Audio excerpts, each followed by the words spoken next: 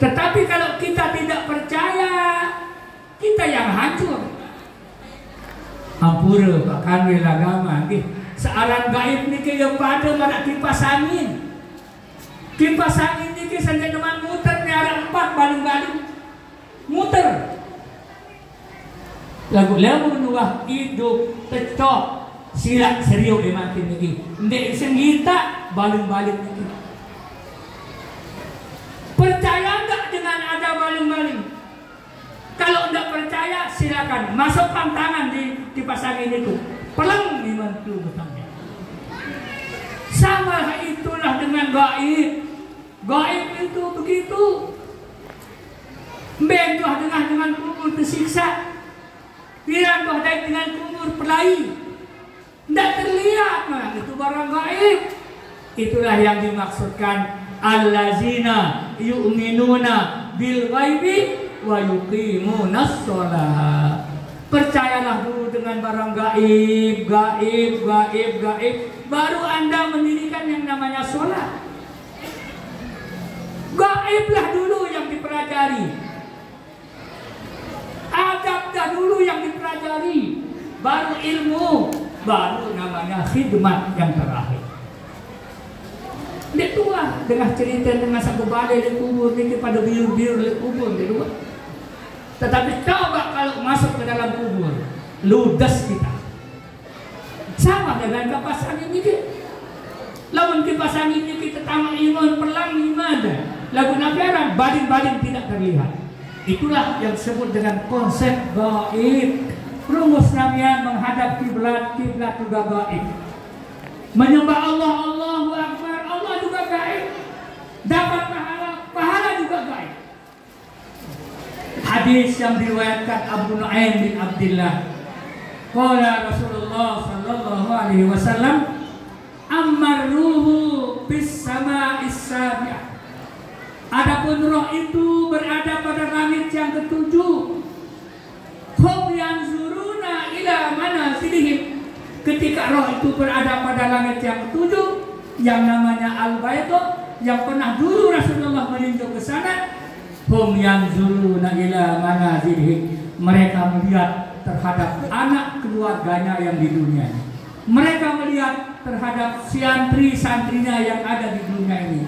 Mereka melihat tentang guru-guru perkembangan madrasah yang ada. Itulah hadis yang diriwayatkan oleh Ibnu Nu'aim bin Abdullah rawahu Tirmidzi. Rasulullah langsung ditanya lagi tentang masalah ruh. Wahai Rasulullah, kalau begitu sekarang jelaskan saya ruh itu. Ruh itu di mana? Di mana dalam badan kita ini? Abu Nu'aim menjelaskan, ammar ruhu fil qalbi. Ruh itu ada dalam hati.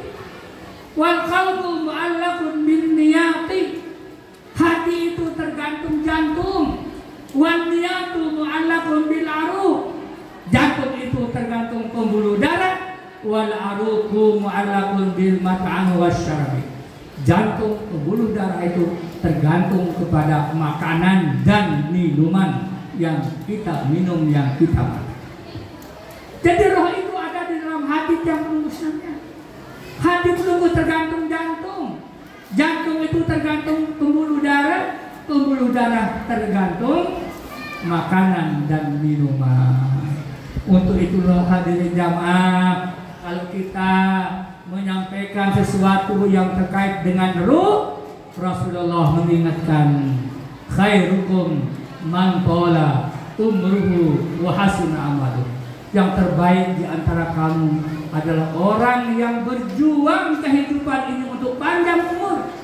Orang yang panjang umur itu adalah orang yang berbahagia di sisi Allah Subhanahu wa ta'ala.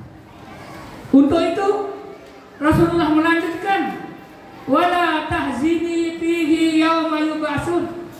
Wahai umatku, yang paling saya ngerikan itu adalah ketika Anda dipermalukan nanti pada hari akhirat. Hari akhirat itu dipermalukan. Yauma la yanfa'u malun wala banun. Ketika itu kita tidak ada manfaat harta dan benda. Orang tua tidak ada manfaat, harta benda tidak ada manfaat, anak tidak ada manfaat. illa man atallahu biqalbin salim, kecuali orang yang datang kepada Allah itu dengan salim, hati yang selamat, hati yang selamat, hati yang selamat. Kenapa seperti itu? Allah menurunkan ayat sebelumnya surat Al-Baqarah. Hati orang tidak selamat, hari orang tidak selamat. Kenapa? Maka Allah perintahkan kepada kita untuk berpuasa.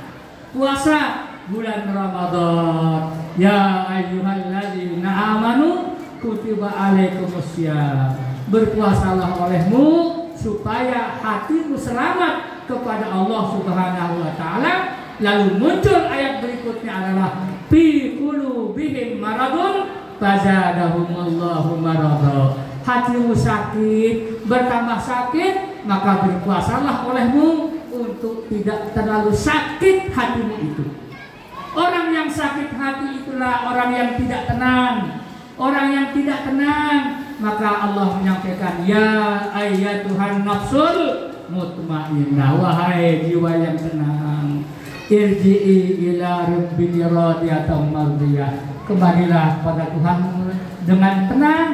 Maka Allah Subhanahu wa taala, fadkhuli fi ibadi wadkhuli jannati, masuklah kepada surgaku bersama hamba-hambaku para anbiya, syuhada dan para auliyaillah taala.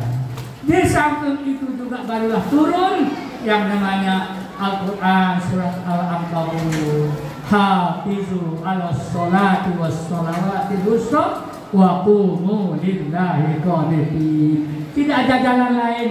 Kalau hati kita ini menjadi bersih, menjadi selamat kepada Allah, mari kita jaga yang namanya sholat. Sholat yang mana? Allah Subhanahu wa taala adalah menjaga sholat subuh yang kita jaga. Sholat subuh. Kenapa sholat subuh? Hadirin jamaah. Oh ya, sholat subuh itu berada di tengah. Di sebelah kirinya ada Isya dan ada Maghrib. Isya 4 rakaat, Maghrib 3 rakaat. 4 tambah 3, 7 pintu neraka. Kalau kita lakukan namanya sholat Maghrib dan Isya, insya Allah neraka akan tertutup, tidak akan bisa dibuka oleh siapa. Begitu juga sholat subuh di tengah, di sebelah kanan ada zuhur dan sholat asar. Maka sholat zuhur dan sholat asar inilah 8 zuhur, asar 8 inilah pintu surga. Insya Allah surga akan dibuka dengan ganjaran kita yang melakukan sholat zuhur dan sholat asar. Yang jelas yang paling kita jaga adalah sholat subuh. Hadirin jamaah rahimakumullah, almarhum almarhumullah Tuan Guru Haji Muhammad Muhyiddin Raji, bahwa saat ini dia memantau dari Al-Baidhah, istana putih yang ada di langit ketujuh, di bawahnya aras. Dia lihat kita semua, bahwa dia mengontrol bahwa orang meninggal itu tidak, dia masih hidup, tetapi Allah Subhanahu wa taala yang memberikan dia rezeki. Hadirin jamaah rahimakumullah, dalam kitab Fakta